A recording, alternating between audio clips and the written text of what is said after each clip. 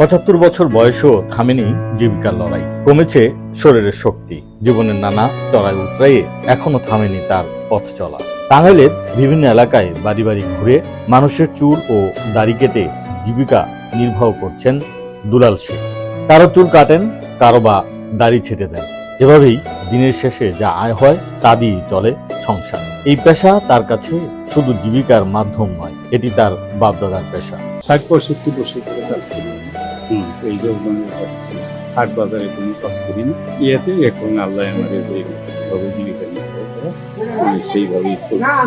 বয়স তাকে থামাতে পারেনি, কারণ জীবনের প্রয়োজন আর আত্মসম্মান তাকে প্রতিদিনই ঘর থেকে বের করে নিয়ে আসে। হয়তো আধুনিক সময়ে এই পেশা অনেকের কাছেই সাধারণ, কিন্তু ৭৫ বছর বয়সের এই মানুষের কাছে প্রতিটি চুল কাটা মানে এক একটি দিনের সংগ্রাম, প্রতিটি আয় মানে পরিবারের মুখে খাবার তুলে দেওয়ার চেষ্টা।